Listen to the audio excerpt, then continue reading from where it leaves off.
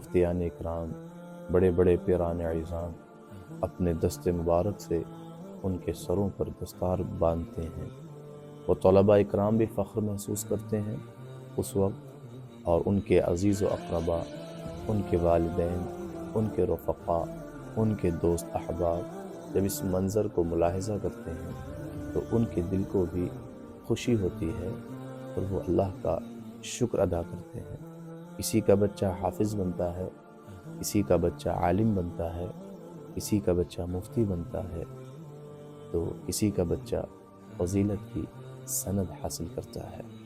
یہ بہت دل کو شاد کرنے والا لمحہ ہوتا ہے۔ سامعین اکرام، میں آج جو آپ سے عرض کرنے والا ہوں وہ یہ ہے کہ یہ طلباء اکرام جو فارغ ہو رہے ہیں مدارس سے،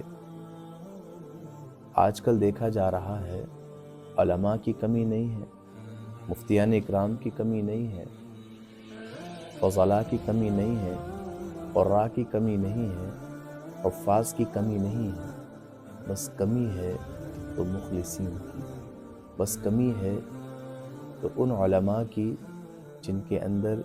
اخلاص ہے۔ الا ماشاء اللہ آج بھی بہت سے ایسے علماء ہیں جو خلوص کے ساتھ فی سبیل اللہ بغیر لفافوں کی طلب میں اللہ عز و جل اور اس کے رسول صلی اللہ علیہ وآلہ وسلم کا بڑی دیانتداری کے ساتھ، بڑی امانت داری کے ساتھ امت تک پیغام پہنچا رہے ہیں، کیونکہ ہم جانتے ہیں یہ عالمیت کی سند حاصل کرنا، یہ فضیلت کی سند حاصل کرنا، یہ حفظ قرآن کی سند حاصل کرنا، یہ قاری قرآن بننا، اس کا حق بندے تبھی ادا کر سکیں گے جب اپنے مشن کو سمجھیں گے، جب اپنے ہدف کو سمجھیں گے۔ سامعین اکرام، آج مدارس اسلامیہ میں پوری توجہ ظاہر پر ہے، بچے کے ظاہر کو مزین کرنے میں وہ اپنے اوقات کو صرف کرتے ہیں، وہ پوری جد و جہد بچے کے ظاہر پر رکھتے ہیں، اسے فتویٰ نویسی سکھاتے ہیں، اور ہم سب جانتے ہیں فتویٰ نویسی کا اصول بھی یہی ہے کہ فتویٰ ظاہر پہ لگتا ہے۔ لیکن سامعین اکرام، یہ بات بڑے افسوس سے کہی جاتی ہے کہ آج مدارس اسلامیہ میں بچوں کے باطن پر نظر نہیں ہے۔ ایک دور تھا، ایک نورانی زمانہ تھا کہ جب یہ مدارس خانقاہوں سے منسلک تھے، خانقاہوں سے متصل تھے، خانقاہوں کے اتصال کی برکت سے وہاں ان کو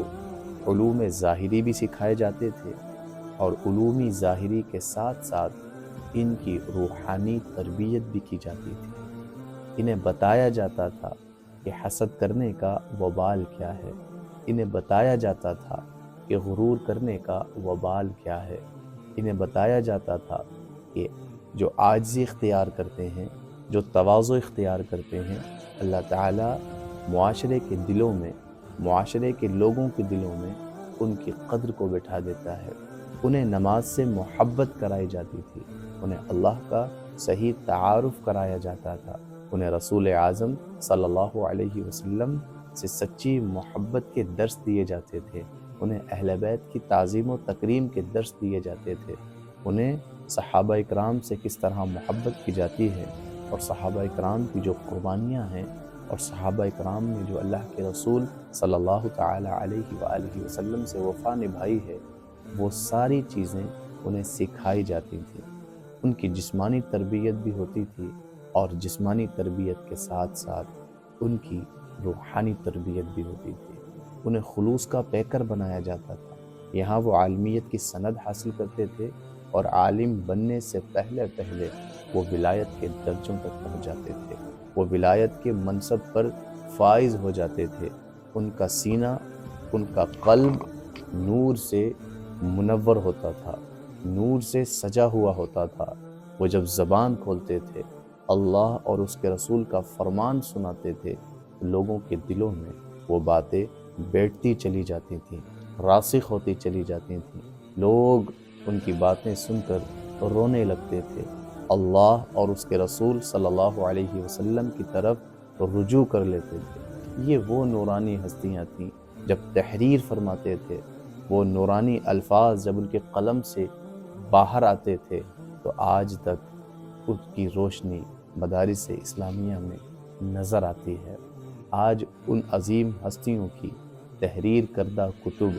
مدارس اسلامیہ میں پڑھائی جاتی ہیں۔ ان کے پاس ایک نور تھا، وہ نور اللہ کے خوف کا نور تھا، وہ نور خلوص کا نور تھا، وہ نور مصطفیٰ جان رحمت صلی اللہ علیہ وسلم کی غلامی کا نور تھا، وہ نور اعلیٰ ہدف کا نور تھا، وہ نور اللہ کے رسول صلی اللہ علیہ وسلم سے وفا اور امانت داری کے ساتھ آپ کے پیغام کو عام کرنے کا نور تھا۔ حقیقت میں یہ وہ ہستیاں تھیں، یہ وہ علامات تھے جو خدا سے ڈرتے تھے، جو کچھ کرتے تھے خدا کے لیے کرتے تھے۔ وہ جانتے تھے اس آیت کا ترجمہ، وہ جانتے تھے اس آیت کا مفہوم، اس میں رب نے فرمایا ہے انما یخشی اللہ من عبادہ العلماء، بے شک اللہ سے ڈرنے والے علماء ہی ہوتے ہیں۔ وہ جانتے ہیں ہم عالم ہیں، ہم قوم کے رہبر ہیں، ہم قوم کے ہادی ہیں،